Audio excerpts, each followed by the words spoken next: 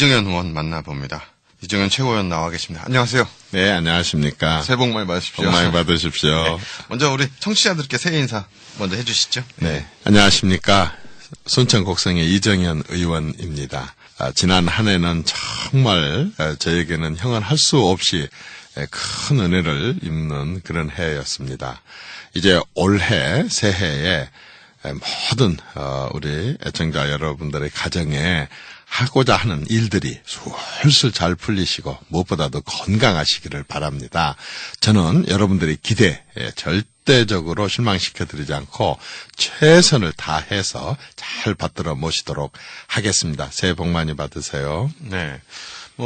이정현 의원님 생애에서 작년 한 해는 잊을 수 없는 한 해 아니었습니까? 그렇습니다. 정말 잊을 수 없죠. 예. 예. 돌아보시면 어떻습니까? 예. 네, 정말 청와대 홍보수석을 하루아침에 제 자신도 잘 몰랐을 정도로 하루아침에 내려놓고 이제 순천 곡성 출마 결심을 했을 때 많은 사람들이 정말 안타까운 눈으로 저를 바라봤습니다. 그런데 역시 순천 곡성 뿐만 아니라 또 인근에 있는 많은 분들의 격려와 성원, 정치를 한번 바꿔보고자 하는 그러한 의지가 반영이 돼서 저 개인적으로는 더없이 영광이지만 대한민국 정치가 변하고 달라지는 그런 계기를 순천 곡성에서 마련했다는 것, 전남 동구권에서 마련했다는 것 정말 영광스럽고 고맙고 감사하게 생각합니다. 승리하신 후에 5개월이 지났지만 그동안 되게 바쁘셨죠. 특히 예산 전국에서 활동하시느라 너무 바쁘셨는데 그 얘기 좀 해주세요. 예. 그렇습니다. 제가 이제 100일째 되는 날, 당선 100일째 되는 날 봤더니 비행기를 42번을 탔더라고요. 매주 토요일 날은 내려와서 한 개 면에 한 마을을 정해가지고 그 면민들 30-40분들과 서너 시간씩 저녁에 막걸리 토크를 하고 대화를 하고 그러면서 온갖 지역의 현안이나 민원들이나 이런 걸 듣게 되고 제가 청와대에서 대한민국의 보고서 제일 잘 만든다는 공무원들이 만드는 보고서를 봐왔었지만 보고서에서는 전혀 알 수 없고 느낄 수 없는 많은 것들을 현장에서 직접 주민들을 접하면서 알게 되었습니다. 그리고 이제 또 하나 다른 것은 정말 우리 동북권에 전남에 해야 될 일들이 너무 많아서 그 예산 확보를 위해서 다행히 예결위원회 들어가고 또 최고위원이고 또 이제 호남에서 당선됐다는 것 때문에 많은 사람들이 또 배려를 해주고 해서 광주 전남에 그동안에 해묵었던 말하자면 수건 사업들이 이번에 많이 반영이 되었습니다. 예를 들자면 광주에서 완도간 고속도로, 네. 또 보성에서 목포간 철도, 광주에서 순천 간 철도를 놓기 위한 예비 타당성 조사 비용이라든가 또 5년 만에 빨리 완공이 됐었던 서울에서 광주 간 고속 철도에 이어서 광주에서 목포 간 고속철도로 예산같이 그동안에 오랫동안 지역의 수건 사업이었지만 해결되지 않은 부분들이 해결이 됐는데요. 네. 여기서 하나 좀 포인트가 있다고 생각을 합니다. 그건 이정현의 노력으로 된 것이 아닙니다. 이정현은 여당 의원으로서 호남 출신 지역구 여당 의원으로서 죽자사자 뛰었고 이정현이가 뛰다 보니까 솔직히 말해서 세민연 여러 의원님들이 과거에 비해서 훨씬 더 적극적으로 나섰던 것 같아요. 그래서 이제 내가 어떤 사업을 접근을 해보면 그거 우윤근 의원한테서 전화 왔었습니다. 그거 네. 박지원 의원한테도 전화 왔습니다. 예전에 듣지 못했었던 많은 얘기를 들었습니다. 이게 저는 정치 경쟁, 지역에 여야가 함께 존재하면서 정치에 경쟁을 하다 보니까 생길 수 있는 지역민들이 이익 챙기는 일입니다. 정치의 경쟁이 살아나니까 상대방이 저렇게 하는데 그렇지 않으면 우리는 욕먹을 것 같으니까 더더욱 적극적으로 나서서 하면서 예산도 확보가 되고 지역민들도 또 대접받는 그런 일이 생기지 않았느냐 하는 생각이 듭니다. 구체적으로 얘기 좀 해볼게요. 7.3국 재보선 때 많은 공연을 하셨는데 크게 세 가지 정도 둘 수 있는데 먼저 첫 번째가 제일 많이 지역에서 얘기된 게 결국 순천대학교 의대 유치 부분 아니겠습니까? 그렇죠. 예. 네. 이 부분 지난 11월 달에 대정부 질문할 때도 마지막으로 그렇습니다. 끝에 언급을 하셨더라고요. 네. 예.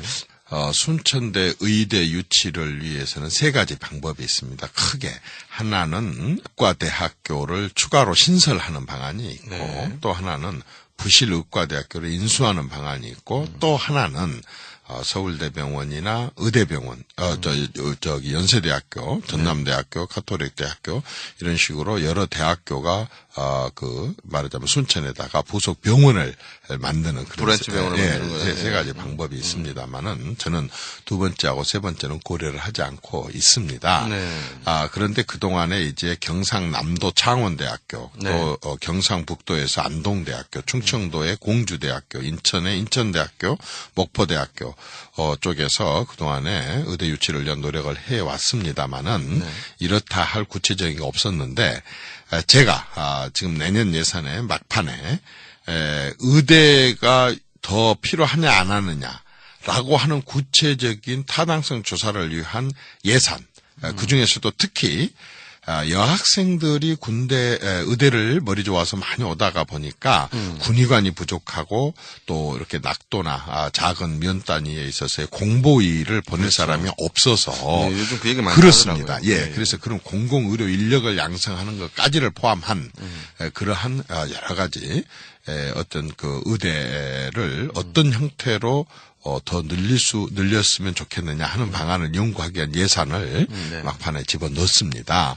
그래서 그 예산이 반영됨으로 인해 가지고 이제 순천 쪽이 굉장히 많이 유리한 고지가 됐습니다. 네. 제가 지금 보건복지부하고 교육부 또 의사협회 관계자들하고 많은 물밑 대화를 하고 있습니다. 일단 이정현에게 한번 맡겨봐 주십시오. 네. 이 부분에 있어서 순천대학교 총장이라든지 교수 이분들과 얘기는 잘 됩니까? 어떻습니까? 순천대학교 총장님과 교수님들은 말할 것도 없고 동창회까지 네. 동창회 간부들까지 많은 대화를 하고 있습니다. 그러나 현 시점에서는 순천대학교도 교수님들도 동창회도 할 수 있는 일이 아무것도 없습니다. 그저 간절한 바람이 있다라고 하는 것을 여러 가지로 표현하는 방법 외에는 지금 현재 그 단계에서는 할 수 있는 게 아무것도 없습니다. 이제 의대를 신설을 한다라고 하는 것까지를 결정을 끌어내야만이 그 뒤에 이제 순천대학교는 우리는 이런 식으로 하겠다, 운영을 하겠다라고 하는 계획서를 내야 되거든요. 네네. 지금 순천대학교는 그런 계획서를 미리 준비를 하면 다른 타 대학교는 진즉부터 그걸 시작을 했었으니까 그래서 아마 당황하지 않을 겁니다. 네. 그래서 어차피 강렬한 의지를 갖고 있기 때문에 특히 순천 시민들과 동북권 주민 전체가 의대 유치에 대해서 워낙 강한 의지를 갖고 있기 때문에 당연히 당사자인 순천대학교는 구체적인 준비를 미리 해두는 것 그거 중요하다고 봅니다. 그래요. 두 번째 또 순천만 정원의 제1호 국가 정원 지정화 사업 요게 있는데요. 요거는 좀 탄력을 붙은 것 같습니다. 수목원법이 본회의를 통과했죠. 그렇습니다. 12월 29일 날 통과를 했습니다. 작년에 통과가 됐는데 이제 이 과정상 사실 쉽지가 않은 농림수산위원회 에서 소위원회와 본회의를 통과시켰고 법사위에서 본회의를 통과를 시켜야만이 이게 이제 소위로 넘어가지 않는데 법사위 본회의를 통과를 했고 이제 국회 본회의를 통과를 했습니다. 그러면 그 다음 절차는 뭐냐면 15일간 공고를 하게 됩니다. 이 법안이 통과되겠다고 하는 것을 그다음에 통과됐다고 하는 공고가 나고 나서 6개월간 숙성 기간이 있습니다. 그 경과 규정에 의해서 6개월이 지난 뒤에 그때부터 이제 그 법에 따라서 산림청에서 국가 정원을 지정할 수도 있고 안 할 수도 있고 하는 상황이 생기게 됩니다. 그런데 산림청하고는 그동안에 워낙 많은 대화를 나눠왔고 준비를 해왔기 때문에 이 그 경과 규정이 있는 6개월 기간 동안에 산림청하고 이 부분에 대한 준비를 철저히 하겠습니다. 그래서 이제 기간이 경과가 되면 최대한으로 빨리 내년에 순천만 정원 우리나라 최초로 국가 정원으로 지정되는 절차를 완료를 하겠습니다. 그렇게 되면 2016년도 예산에 이제 본격적으로 운영비나 관리비나 인건비나 또 리모델링비 중에 절반 정도를 국비로 충당을 할 수가 있을 것 같습니다. 그런데 이제 2016년도 가기 전에 이미 저는 이게 지정되기 전에 지정될 것을 대비한 좀 어려운 일이었었습니다만은 정원 문화 정원 산업진흥센터를 네네네. 짓기 위한 예산을 이미 확보를 했고요. 그렇죠. 그다음에 또 정원을 앞으로 어떤 식으로 잘 멋지게 꾸려가서 이게 산업으로 이어질 것인가 하는 정원 프로그램에 대한 관련 예산도 확보를 했고 필요한 예산을 기본적으로 먼저 확보를 했습니다. 그래요. 예.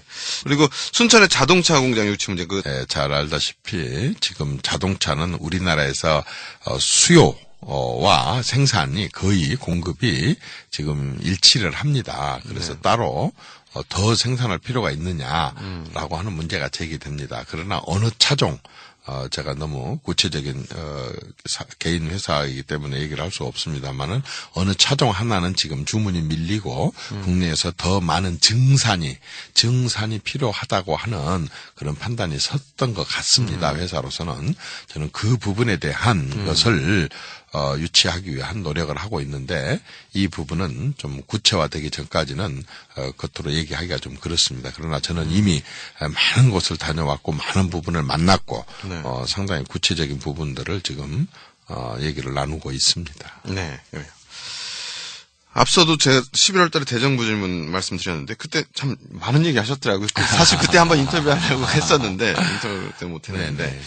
여기서 부산과 광양항 투포트 시스템 다시 복원돼야 된다. 사실 노무현 정부 때 이거 참 추진하다가 이명박 정부 때 가서 좀 흐지부지 되고 이렇게 됐었는데 요거 다시 복원 문제는 어떻게 가능성이 있을까요? 어떻습니까? 요즘 크게 얘기하자면 노무현 정권 때부터 그 전에 투포트였던 것을 그러니까 한마디로 말해서 컨테이너 항은 인천항은 광양항하고 비교가 되지 않을 정도로 적습니다. 여건도 좋지 않고 그래서 부산항하고 광양항을 우리나라 최대의 컨테이너 항으로 키우기 위한 두 개 투포트 시스템을 유지를 해오다가 노무현 정권 때부터 말하자면 원포트 부산 그 항구 위주로 발전을 시키자고 하는 그런 문제가 부산 신항건설 그렇습니다. 제기가 예. 돼서 네. 그때부터 이제 그 원포트로 이렇게 정책이 바뀌었습니다. 물론 그러나 광양항은 부산항하고 비교가 되지가 않습니다.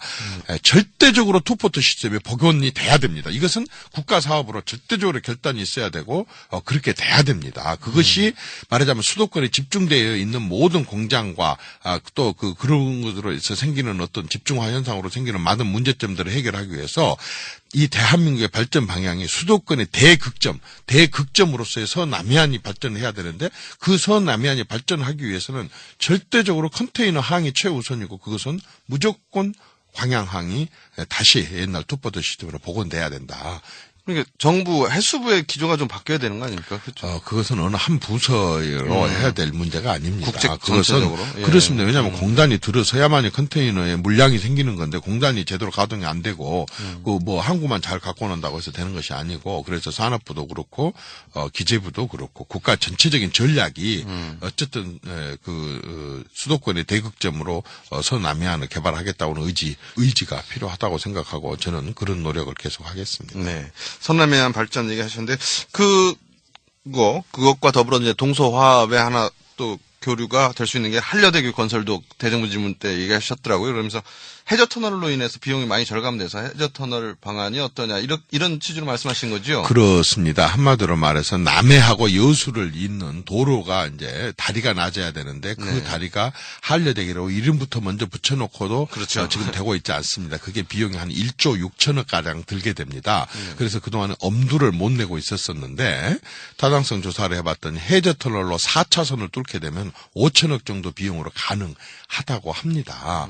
그렇게 해서 지금 관계자들 산업부 또 그다음에 국토부 기재부 관계자들하고 제가 이미 회의를 마쳤습니다. 공교롭게도 그 4명의 국장들 회의를 하는데 2명이 순천 사람이었었습니다. 아, 그래요? 그래서 제가 아주 굉장히 유리하고 좋은 분위기를 이끌어 갔었습니다. 그래서 해저터널 추진이라고 한다 그런다면 내년 상반기에 완전히 그 타당성의 그 가치를 끌어내고 그다음에 하반기부터 해가지고 2016년 예산부터 반영을 해서 하게 되면은 지금 2시간에서 2시간 반 걸리는 남해에서 여수 오는 거리를 단 10분 만에 2시간 반 걸리는 거리를 10분에 통과가 될 수 있도록 하는 여수, 순천, 광양, 남해, 하동을 잇는 산업도로, 관광도로 또 영호남을 잇는 도로가 연결이 되게 돼서 굉장히 많은 시너지 효과가 날 수 있지 않겠는가 싶습니다. 네.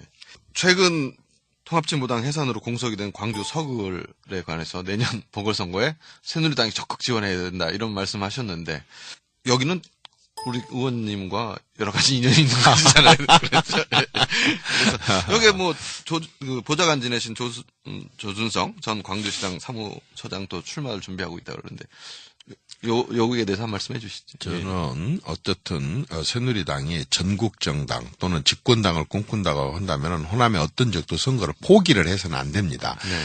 직접적으로 얘기는 하지는 않지만 저는 그동안에 새누리당은 호남 지역에 사실상 선거를 포기해왔지 않느냐라고 하는 것을 나는 단호하고 분명하게 얘기할 자신이 있습니다. 이렇게 해서는 안 됩니다. 왜냐하면 선거에 이길 의지를 가져야만이 그 지역을 어떻게 변화시키고 발전시키고 지원을 하고 지역민들에게 어떻게 받들어 모시겠다는 의지가 나오는 것이지 선거 포기하는데 뭐 때문에 그쪽 지역에 애정을 갖고 어떤 투자라든가 발전에 대한 구상을 그렇죠. 하겠습니까? 예. 그래서 저는 절대로 포기해서는 안 된다. 특히 서구을은 제가 해봤는데 39.7%를 제가 얻었었습니다. 예.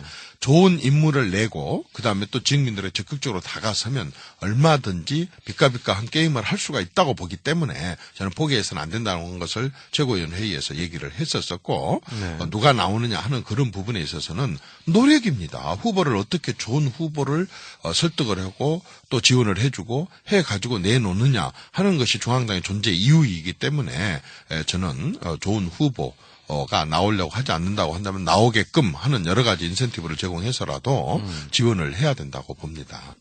정치 얘기 조금만 더 하면요. 막걸리 토크 하시면서 소통 그리고 현장에서 많은 얘기 나누셨다고 하셨잖아요. 네네. 근데 사실 현 정부에 대해서 제일 많이 듣는 게 불통 얘기 아닙니까? 예. 그 현 정부 또 박근혜 대통령을 옆에서 모셨던 분으로서 이 소통의 현 정부의 소통의 방법에는 어떻게 좀 바뀌어야 된다고 생각하십니까? 소통은요, 절대로 중요합니다. 지금 정치는, 알다시피 너무 세상이 세분화되고 전문화되고, 그렇게 했기 때문에 어떤 누구도 다 할 수는 없습니다. 그래서 많은 얘기를 듣고, 많은 전문가들의 의견을 듣고, 하는 것이 정말 중요하다고 봅니다. 그런데 이제 어떤 것이 소통이냐라고 묻는다고 한다면, 그렇게 하면 또 달라지게 됩니다. 예를 들어서 그러면은 훨씬 더 자유스러울, 지금 세민연 야당의 경우는 그러면은 소통을 잘 하고 있느냐. 거기는 너무 소통이 안 됐기 때문에 원내대표가 가서 합의해온 것도 당 의원총회에서 다 뒤집어 버립니다. 네. 그건 소통이냐? 그건 불통이거든요. 네. 불통도 아주 그건 먹통이죠, 그것은. 그런 식으로 말하자면은 참 어렵습니다. 그런데 제가 해보니까 자세입니다. 자세. 내가 다 안다. 라고 하는 것. 또 내가 다 결정한다. 또 내가 모든 것을 다 이렇게 내 책임이다 해가지고 뭐이든지 자기 위주로 하려고 하는 것은 기업도 그렇고 저는 뭐 땅콩 해양도 그런 데서 비롯됐다고 보는데 네. 뭐이든지 다 내가 다 알고 내가 다 결정하고 내 권한이다라고 하는 것은 좀 문제가 있다고 봅니다. 제가 실질적으로 다녀보면서 이제 소상공인들을 만나보고 그다음에 매실농사들 짓는 분들을 만나보고 또 딸기 묘종을 하는 사람을 만나보고 서면에 묘목 한 사람들을 만나보고 가서 직접 내 눈으로 현장을 확인하고 하니까 그냥 제가 막연하게 보고서로 들었던 것하고 상상을 할 수가 없습니다. 중소기업들이 규제 계획에 대해서 얘기하는 것, 대기업의 횡포에 대해서 얘기하는 것이 그냥 보고서로 받았고 그냥 단순한 간담회 하는 것하고 현장에 와서 직접 내 눈으로 지켜보면서 또 상황을 이렇게 들어보니까 해결책도 저절로 나옵니다. 해결책도 답이 다 현장에 있습니다. 소통은 말을 많이 해가지고 말을 하는 것이 아니라 말을 듣는 것. 그게 소통. 앞서도 그 예산에서 야당 의원들이 많이 노력해줬다 이런 말씀 또 세민연 지역원들과의 경쟁 통해서 그런 것이 됐다 이런 말씀 하셨는데 우리 이정현 최고위원뿐만 아니라 이제 다른 지역 국회의원들도 다 인터뷰를 할 예정인데 여수 순천 이쪽 구례 또 우윤군 원내대표까지 해서 이렇게 자주 5개월 지났지만 그 사이에 좀 만나고 식사도 하시고 그랬습니까? 물론 우윤근 원내대표님은 제 고등학교 동기니까 식사할 기회도 많고 솔직히 제가 고등학교 때부터도 그랬지만 사실 지금 정치를 하면서도 거기는 제가 따를 수 없는 범접할 수 없을 정도로 사실 훌륭한 정말 친구입니다. 가장 합리적이면서 그러니까 민주당의 정체성을 지킬 건 확실하게 지키는데 국가와 국민을 위해서는 협조할 것은 딱 그 협조하고 양보할 건 양보해내는 이것을 아주 과단성 있게 할 수 있는 친구이기 때문에 새누리당 입장에서는 가장 무서운 민주당이 밖에 나가서 강렬하게 싸우고 텐트 치고 밖에서 장애투쟁한 사람이 무서운 게 아니라 사실은 안에서 이렇게 당연히 국민을 위해서 협조할 건 딱 협조를 하면서 반대하고 지켜낼 것도 반드시 지키고 요구할 것도 확실하게 요구를 하는 이런 사람이 무섭습니다. 벌써 10%가 지지율이 튀어버렸거든요. 그래서 아주 오영근 의원은 참 훌륭한 친구가 역할을 잘하고 있다고 보고 있고요. 여수의 이 김성건 의원님하고 또 주성용 의원님은 워낙 대선배님들인데다가 또 선수도 많고 원로이시고, 또 당직도, 굉장히 중요한 직들을 맡고 계셔서, 큰 거 한 방으로 탁탁 도와주고, 그 다음에 우선 엘리베이터 안에서나 국회 회의장에서 보면은 친동생 대하듯이 그렇게 따뜻하게 대해줍니다. 그래서 서로 간에 협의해가면서 하기 때문에, 저는 지금 현재 우리 동부권, 네, 국회의원들과의 관계는 더없이 좋고, 더없이 협조적이다. 네. 이렇게 말씀을 드리고 싶습니다. 그 말씀 들으니까 2015년이 또 기대가 되는 올해가. 예. 마칠 시간이 거의 다 됐는데, 올해 가장 큰 계획 하나 꼽으라면 어떤 게 있으십니까? 올해 내 이것만은 한다. 예. 네. 어쨌든 저는 대기업 유치입니다. 무조건 일자리입니다. 다른 것도 기본적으로 해야 되겠지만은, 우리 지역의 젊은 청년들, 특히 일자리를 잇고 있는, 직장을 갖지 못하고 있는 가장들, 너무 가슴 아픕니다. 그래서 제가 농촌은 농촌 지역대로 소득 증대에 관련된 예산과 또 그런 사업들을 끌어올 것이고, 특히 우리 그 여수와 광양만권 주변에 있는 경제자유구역층 그 산하에 있는 그쪽에 어쨌든 기업들을 끌고 와서 일자리를 만드는 것 제 최대 목표입니다. 네. 마지막으로 새해 덕담 한마디 하면서 정치자분들에게 하시면서 마치죠. 예. 순천, 시민들에게 좀 한 말씀 올리겠습니다. 공자님이 옛날에 순천자 흥, 역천자 망 이런 말씀이 있지 않습니까? 물론 하늘의 뜻에 따른 사람들이 흥한다고 했었지만은 한문이 공교롭게도 지금 순천하고 너무 똑같아요. 같은 거죠. 예. 그래서 저는 이미 공자님이 순천 사람들 잘 되고 흥한다고 이미 다 예고하고 예견되어 있다. 우리 정말 희망을 갖고 한번 멋지게 대한민국 최고의 말하자면 거주하는 곳으로서는 아주 환경이 이보다 더 좋은 곳이 없다. 이렇게 만들어 가자라고 하는 제안을 합니다. 순천을 포함한 여수, 광양, 그리고 고흥, 구례, 곡성, 인근 지역과 동부권, 주민 모두가 다 정말, 내년에 웃는 일이 많은 그런 한 해가 됐으면 좋겠습니다. 고맙습니다. 새해 복 많이 받으십시오. 예, 우리 의원님도 복 많이 받으십시오. 감사합니다. 네, 오늘 말씀 감사합니다. 네, 고맙습니다. 네, 2015년 새해를 맞아 보내드린 신년 특집 대담. 오늘은 새누리당 이정현 최고위원과 이야기 나눠봤습니다.